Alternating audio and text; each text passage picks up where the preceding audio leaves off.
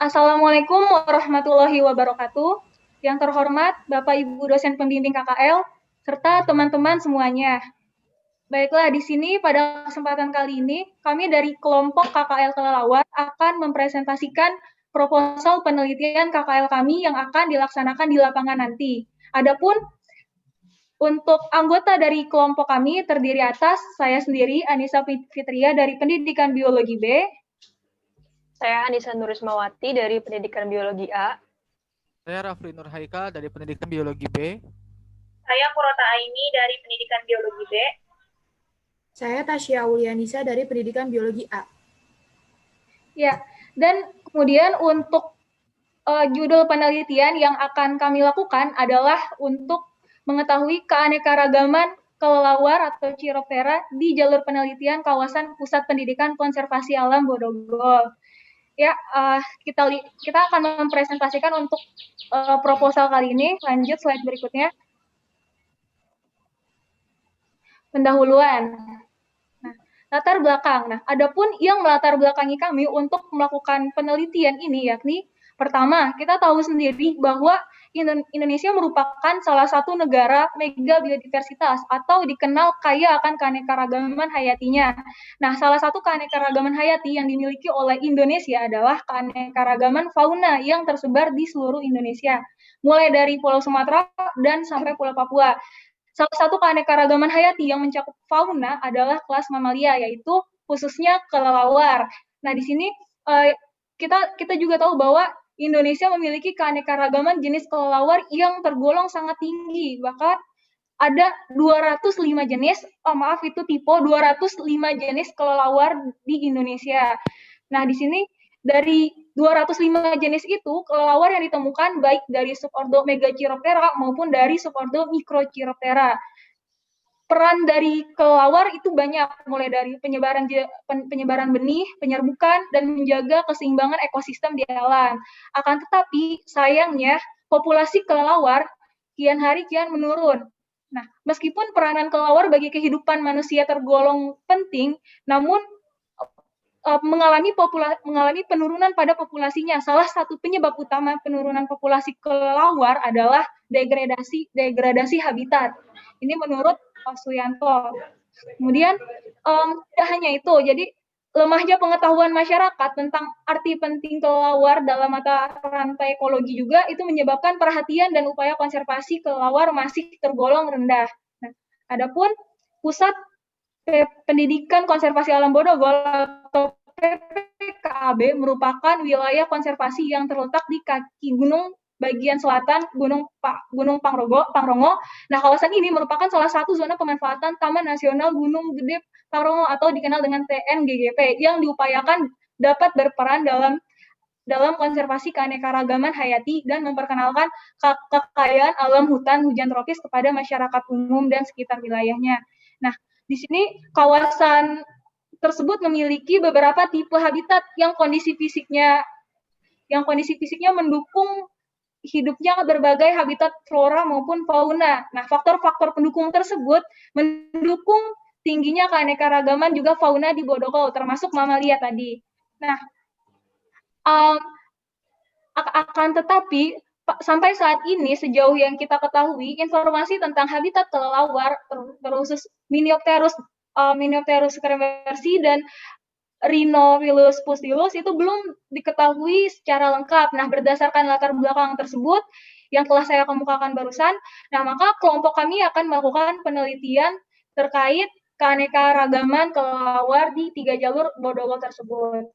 Ya, lanjut slide berikutnya.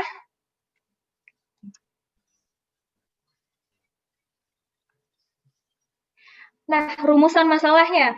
Jadi, rumusan masalah pada penelitian ini adalah bagaimanakah keanekaragaman jenis kelelawar yang terdapat pada jalur penelitian Pendidikan Konservasi Alam Bodogol atau PPKAB TNGGP. Selanjutnya,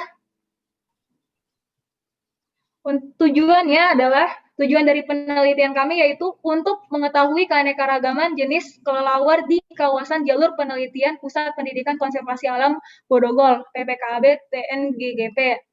Selanjutnya, ya mungkin bisa dilanjutkan oleh partner saya. Ya. Rekan berikutnya, silakan.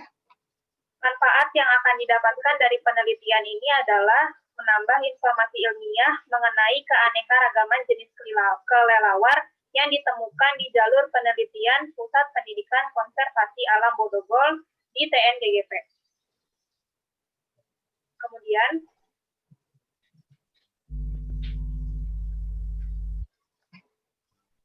hipotesis dari penelitian kami adalah terdapat keanekaragaman kelelawar pada jalur penelitian Pusat Pendidikan Konservasi Alam Bodogol TNGGP.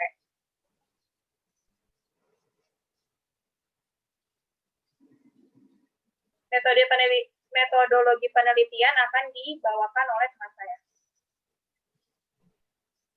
Untuk metodologi penelitian, lokasinya sendiri kita mengambil lokasi di Pusat Pendidikan Konservasi Alam Bodogol atau PPKAB, Taman Nasional Gunung Gede Pangrango atau TNGGP.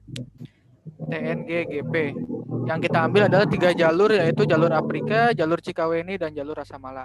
Untuk waktunya itu sendiri kita ambil pada tanggal 20 sampai 22 November tahun 2020. Untuk PPKA sendiri memiliki beberapa jalur penelitian, seperti jalur Cibadaranten, Afrika, Cikaweni, Rasamala, Tangkil, Cipanyairan 1, dan Cipanyairan 2. Walaupun jalur-jalur tersebut memang difungsikan untuk kegiatan penelitian, namun ada beberapa jalur yang memang sulit untuk dilalui, sehingga kami memilih 3 jalur yang memang bisa dilalui, seperti jalur Afrika, jalur Cikaweni, dan jalur Rasamala. Kemudian untuk alat dan bahan yang kita gunakan,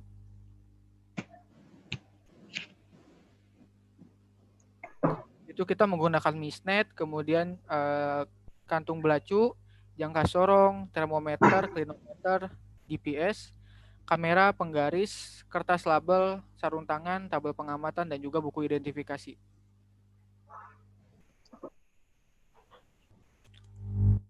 Ya, kemudian untuk metode penelitiannya, kami menggunakan metode deskriptif, yaitu dengan menggambarkan kejadian dan juga fakta-fakta yang terjadi di lapangan.